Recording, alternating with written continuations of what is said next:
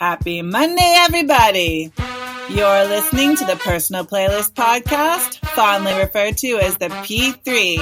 I'm Noah Daniel. Music is a world within itself, with a language we all understand. I am so excited to have Julie Mueller here on the Personal Playlist Podcast. Julie is a professor and founding member of Laurier's Faculty of Education. She's currently the Associate Dean and Coordinator of the Bachelor of Education program. She was an elementary teacher with the Waterloo Region District School Board for almost a decade, teaching grades 2 to 5 and K to 6 health and physical education. Following the birth of her second daughter, she returned to graduate work to answer the many I wonders that constantly swim through her mind, completing a PhD in Social and Developmental Psychology. Her research has morphed from investigation of computer integration in classrooms through the transformation of learning with mobile technology to understanding and investigating computational thinking as a way of thinking and problem solving in a digital world. Her passion is active learning, finding ways to stay physically active while learning in an increasingly sedentary age. Welcome to the show, Julie. Thank you, Noah. It's great to be here. You know, meeting you at TEDx, it was so exciting because you sat with Stephen Hurley. So because I kept looking to him and spoke about him in my TED Talk, you were right there in my sight line. But getting to talk to you about some of the work that you do, I'm very curious about what some of the pivots have been adapting with the Laurier Faculty of Education in these uncertain and interesting times. Yes, it certainly is interesting, and that's a good word choice. In the spring, we had to do our first transition immediately. Our teacher candidates are immersed in the schools from the beginning of September. In fact, they usually go in the last week of August until the end of April. So this spring, they were actually out in the schools when the schools closed, and we had to pivot to try and provide additional opportunities for them in an online environment. Yeah, that can be so challenging, but it's also an opportunity. Yes, very much so. In the spring, our we call them teacher candidates. So our techs, they do an alternative placement that is generally 3 weeks in a setting other than a classroom to get additional educational experience. So many of the international trips that they had planned, some of the community organizations they were working with were canceled. So they looked for other ways to be involved in education. We had several students who created lesson plans for the school and the teachers that they were to visit in Italy. I had 3 of our students work with me on research looking at computational thinking and how we prepare teacher educators for that. So it was helpful. There was a bit of grieving going on, the things that they lost and missed out on, but certainly a learning experience on adapting, which has continued to the fall. So we are very much a very positive, optimistic faculty, and we're hoping to provide the opportunity for our teacher candidates to be involved in this transition, this transformation really of public education, and working in schools in the next couple weeks. They're hoping to be involved in both the virtual settings and in the in-person settings. Yes, it was actually an opportunity that came up for me. I was redeployed to our virtual school.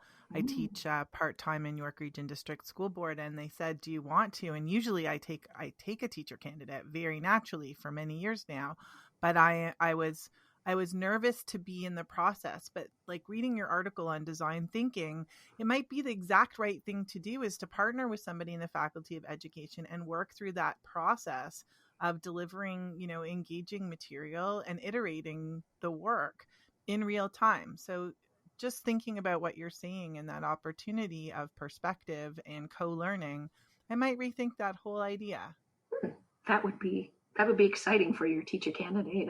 And some of them are bringing skills. Many of our teacher candidates, before they came into the BEd program, were teaching in online settings, teaching English as a second language, or working in a tutoring role. with students in a remote setting or an online setting. So they have some experience and skills that they can bring to the experienced teacher who has the experience and the skills of getting to know students and the content knowledge and the pedagogy, but are, struggling at the same time to say, how do we make this happen online? So it could be a great opportunity for sure. Okay, well, let's talk about that some more, because the truth is that that's one of my favorite parts about the Mentory is really helping educators recognize the value of teachers early in the profession and how much they do bring, even if it's not pedagogical knowledge. And that's where the seasoned professional can really help. But if you're in this reciprocal relationship, then you're constantly learning from each other. And I'm also learning from you, because you get to tell me and explain 3 songs that you brought to the show. Tell me a little bit about preparing your nostalgic identity and pick-me-up songs.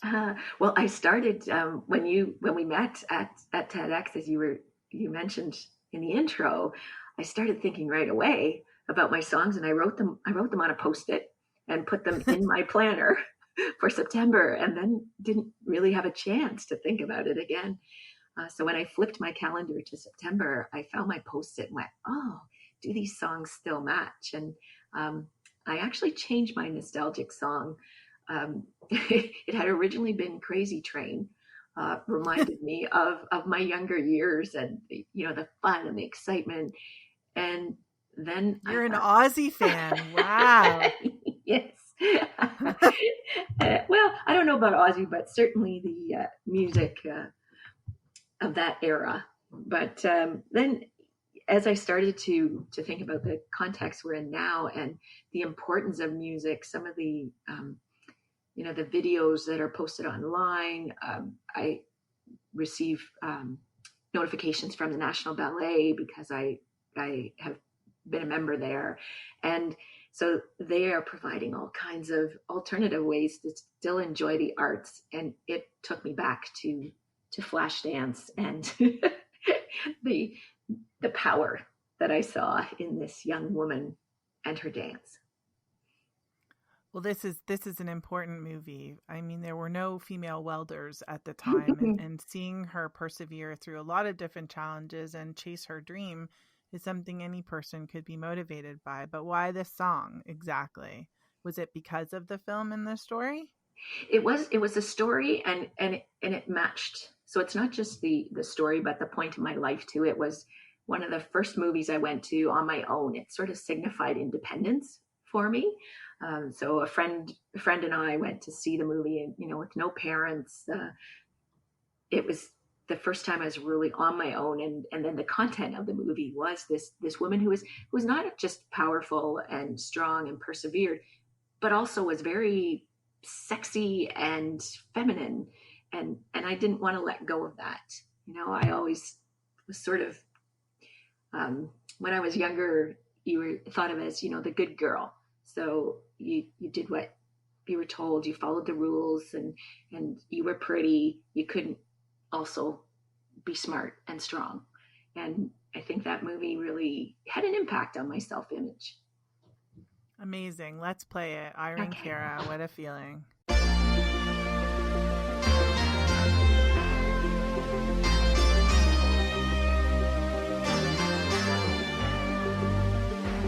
First, when there's nothing but a slow glowing dream that your fear seems to hide deep inside your mind.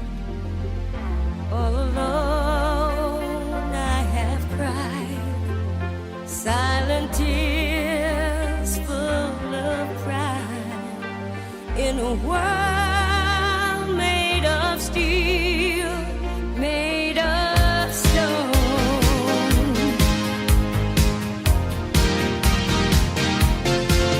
Where I hear the music, close my eyes, feel the rhythm, wrap around, take a hold of my heart.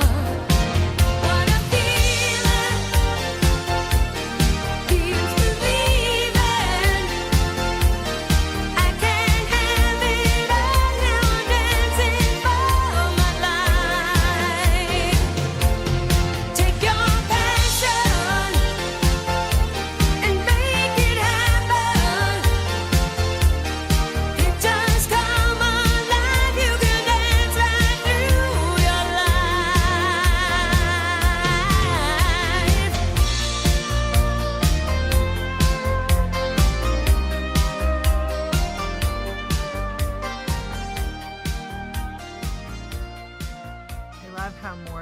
the idea of taking your passion and making it happen is embedded in teaching. I believe that it's not only for teachers, but it's to bring out that passion in our students and help them go on this journey of self-discovery to have that feeling. Yeah. Just as you said that, I didn't even think about it, but a volunteer group that I had started in the early years at the Faculty of Ed around technology, I called it Make It Happen, and IT in capital letters for Sure. for information technology. And I didn't really connect it with the song, but you're right. It's exactly what we do. Well, making it happen is exactly what people are doing, and the amount of work to create virtual spaces for education to make them engaging and interesting. I mean, I'm watching Bernadette, who actually we both know. She is my principal in the virtual school, but she's also part of the leadership team of the Mentry. And actually, Marguerite Campbell joined the Mentry, and you work with her. Yes. So there's even more connections. It's a close-knit world in education, for sure. It is, but this experience really helps you get a little bit closer. So you chose an identity song that's meaningful to you. Why this song? This song is really special to me. I am a very spiritual person in a lot of ways, also religious, and as people often, like to separate those two, but for me, they're one and the same because my religion is what I was brought up with, so it's part of my identity and takes on a spiritual component. And this song was given to me by my uncle, who was a missionary in Costa Rica, and he just passed away in the last year. And I went on a mission trip for 2 months in Costa Rica, and we went up into the Campo, they called it, up in the mountains. And we were actually building a set of stairs in a building that had a big rock as one of the walls, and it very much connected to my welder days as well. So, and they had an event or a meeting. We sat together and just felt this Spirit move him, and that was the song that came to him that he gave me. And at that point in my life, the assurance that it gave me, it felt like there was somebody always there, and that it was okay. Whatever I did was going to be okay. And I use this song often to get back that feeling, and it's also been played at funerals of many of my close family as well. So it's, it's very special to me. It warms my heart.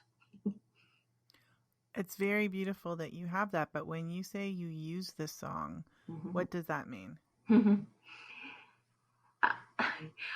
I guess I use it almost, maybe you could say, to channel my spirit. So when I hear the song, I sing. I can't hear it and not sing. So I guess I shouldn't play it in public right now when we can't sing. But it releases any, fear I have, any worry. So I use it as a channel to my spirit. Amazing. Let's play it. Blessed Assurance.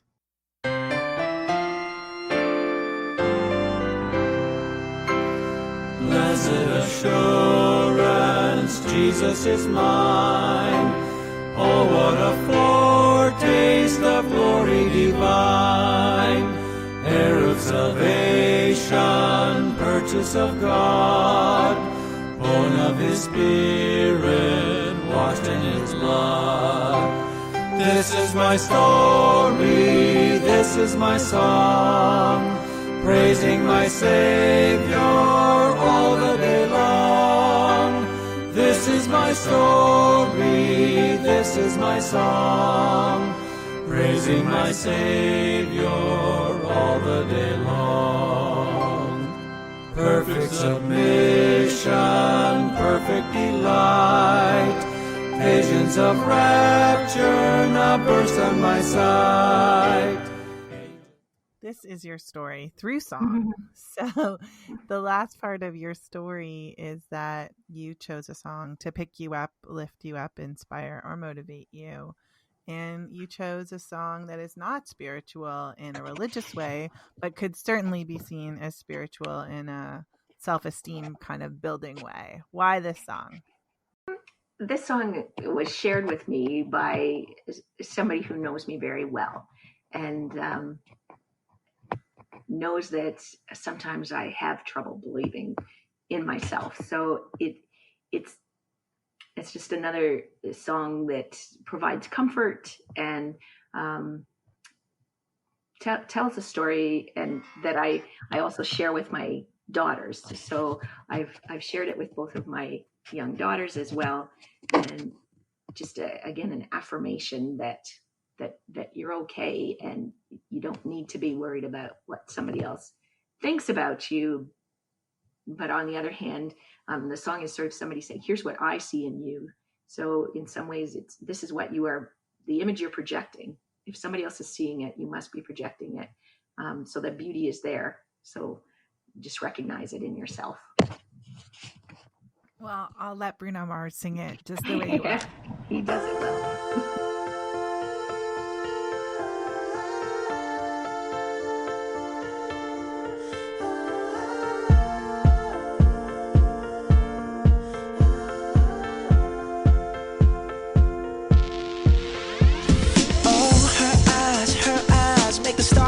Like they're not shining. Her hair falls perfectly without her trying. She's so beautiful, and I tell her every day. Yeah, I know. When I compliment her, she won't believe me, and it's so sad to think that she don't see what I see. But every time she asks me, do I look okay? I say, when I see your face, there's not a thing that I would change, 'cause you're amazing, just the way you are. And when you smile, the whole world stops and stares for a while, 'cause girl, you're amazing, just the way you are. Yeah. Her lips, I could kiss them all day if she'd let me. Her laugh. Julie, how are you feeling about sharing your P3 with me? I'm just realizing now after the third song that, yeah, they all are very spiritual, and like there's a message. And I mean, I do also get a lot of joy out of music. So as we finished, I thought that I do want to make sure that my story does include the joy that music brings me. And the first one, the lyrics really were infleshed. The lyrics were important in my life, but it also makes me want to dance every time I hear it. And this one as well, I love the melody and the actual music of the song, aside from the lyrics. I think I just want to share that. I do separate the two, I think. There's nothing wrong with having them happen at the same time. That joy and lift of spirit that all these songs have in common, it connects to who you are and what you believe. So it's amazing that you can see music in both of those ways. And I think for a lot of people that aren't as religious, music can serve that purpose and can be the light that they need in their darkness at times when they don't have faith to lean on. Mm-hmm. And I have noticed that in during this pandemic, that at first, things felt so dark, and I realized, oh, I've been missing music because I wasn't driving, and that's usually when I listen to music. Mm. So we started playing music in the house more, and that makes a difference, huge difference. It definitely does. You should have Spotify Saturday in my house because it's loud and fun and definitely full of joy. Is there anything that we need to know? Where can we find you? How can we connect with you? Well, certainly the Twitter circle. That's how I chat with you as well. So my handle is at JMUELLERPROF. So J Mueller Prof is my personal Twitter handle. And you can always find me on Laurier's website or through email if you want to have more direct questions at jmueller@wlu.ca. Okay, thank you. And I'm going to actually tweet out the Teaching and Learning Design Thinking How to Educators See DT Fitting into Their Classrooms that was just published in the Canadian Journal of Education. And I'm so excited to share this and to continue the conversation that we started here today. Is there anything else you want to add before I play you out? Oh, keep going, Noah. Thank you for doing this. It's my joy and pleasure. So thanks for being here. And I look forward to our next conversation, Julie. Terrific. Have a great day. You too.